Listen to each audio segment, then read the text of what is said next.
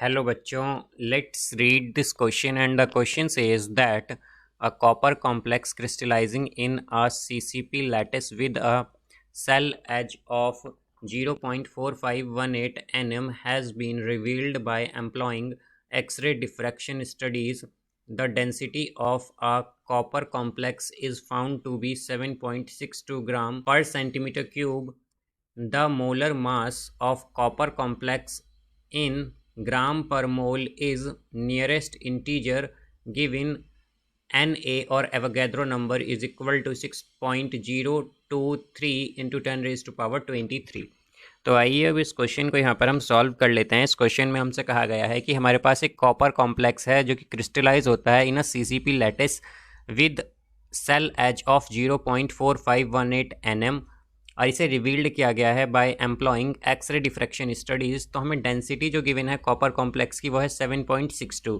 तो हमें molar mass बताना है यहाँ पर कॉम्प्लेक्स का इन ग्राम पर मोल। तो यहाँ पर हम की कॉन्सेप्ट यूज़ करेंगे की कॉन्सेप्ट दैट CCP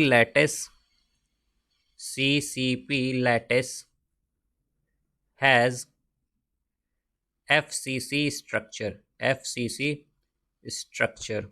तो हमारे पास CCP लैटिस जो होता है बेसिकली इसकी स्ट्रक्चर जो होती है वो FCC स्ट्रक्चर होती है। और हम जानते हैं कि FCC स्ट्रक्चर में हमारे पास क्या होता है, FCC स्ट्रक्चर जो है तो FCC में हमारे पास एटम्स जो हैं, एटम्स FCC यूनिट्स में जो हमारे पास यूनिट सेल में क्या होता है कि एटम्स जो हैं आर प्रेजेंट, वो प्रेजेंट होते हैं कहाँ पर, प्रेजेंट एट कॉर्नर्स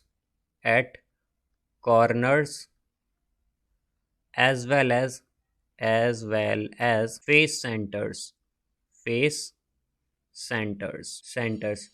तो FCC में क्या होता है कि हमारे पास एटम्स जो हैं वो प्रेजेंट होंगे कॉर्नर्स पर और फेस सेंटर्स पर। तो यहाँ से अब अगर हम देखें तो FCC के लिए हमारे पास जो नंबर ऑफ एटम्स होते हैं इन अ यूनिट सेल जिसे कि हम Z से रिप्रेजेंट करते हैं वो इक्वल होते हैं। अब यहाँ पर क्या कहा गया है कि कॉर्नर्स, तो हम जानते हैं कितने कॉर्नर्स होंगे हमारे पास, 8 कॉर्नर्स होते हैं और हर एक कॉर्नर पर एक एक होगा, तो यानी कि 8 तो कॉर्नर्स हैं और हर एक पर कंट्रीब्यूशन कितना होगा 1/8 का एक एट। तो यहाँ पर 8 × 1/8 और प्लस अब यहाँ पर क्या है कि फेस सेंटर्स पर भी हैं, तो फेस सेंटर्स पर हैं तो इसका मतलब हमारे पास यहाँ पर टोटल फेसेस कितने होते हैं 6 इंटू एक का जो कंट्रीब्यूशन होता है वो होता है 1/2 का, तो यहाँ पर ये 1/2 आ जाएगा। तो यहाँ से क्या होगा 1 8/8 तो क्या हो जाएगा 1 और प्लस 3/2 तो क्या आएगा 6/2, एक्चुअली 6/2 क्या होगा 3, तो 1 + 3 यानी कि 4। तो Z की वैल्यू क्या है यहाँ पर 4 है हमारे पास। Z का मतलब होता है number of atoms in a unit cell, तो FCC के लिए ये 4 होते हैं हमारे पास। अब यहाँ से अगर हम डेंसिटी का फॉर्मूला देखें तो डेंसिटी को हम D से रिप्रेजेंट करेंगे जो कि इक्वल होती है Z इंटू मोलर मास, जिसे कि हम M से रिप्रेजेंट करते हैं। Z होता है यहाँ पर number of atoms in a unit cell divided by Avogadro number Na into volume.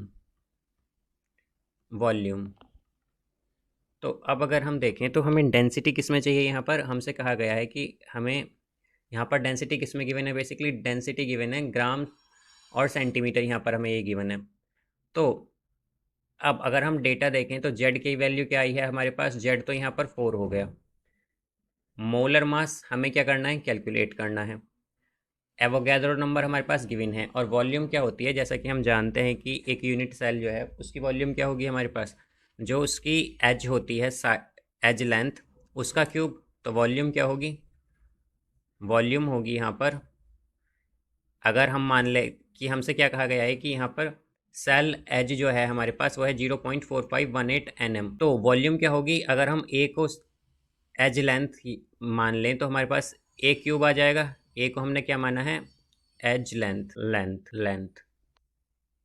तो इसका क्यूब, तो ए क्यूब क्या होगा यहाँ से अगर हम देखें तो हमें गिवन क्या है यहाँ पर 0.4518, तो 0.4518। अब यहाँ पर क्या है नैनोमीटर, बट यहाँ पर अगर हम डेंसिटी देखें तो ये गिवन है ग्राम पर सेंटीमीटर क्यूब में, तो बेसिकली हमें इसे किस में कन्वर्ट करना पड़ेगा, सेंटीमीटर में ही। तो हमारे पास ये आ जाएगा इनटू में 10⁻⁻⁷ और whole raise to power 3 because cube है यहाँ पर। तो वॉल्यूम क्या होगी, अब ये जो वॉल्यूम आई है इसे हम पुट करेंगे इस फॉर्मूले में, या जो सभी वैल्यूज़ हैं हम पुट कर देंगे इस फॉर्मूले में।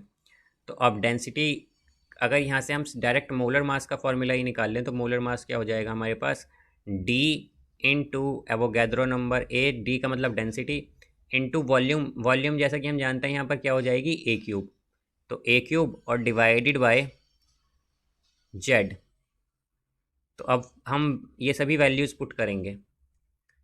तो डी क्या है, डेंसिटी, डेंसिटी हमें गिवन है यहाँ पर 7.62।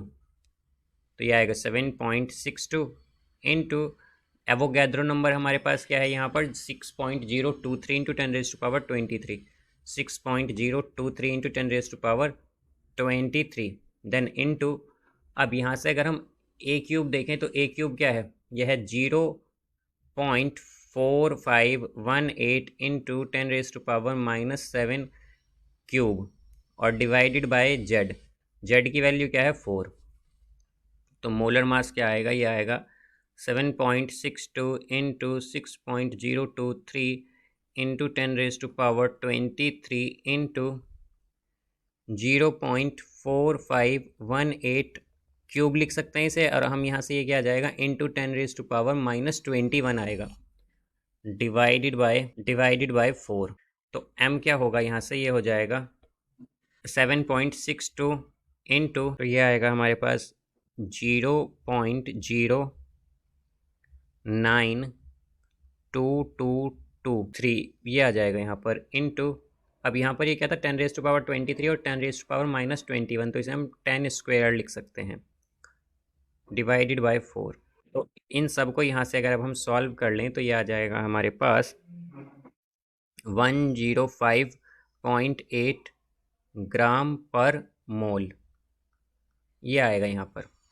और यहाँ से अगर हम देखें तो हमें यही ग्राम पर मोल में ही बताना था मोलर मास, तो हमारे पास मोलर मास क्या आया है, मोलर मास यानी कि m ये आया है 105.8 ग्राम पर मोल।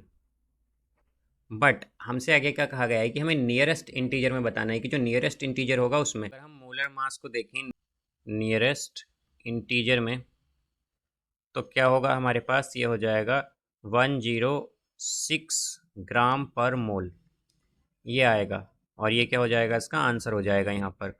सो I hope you understood it well, best of luck, thank you.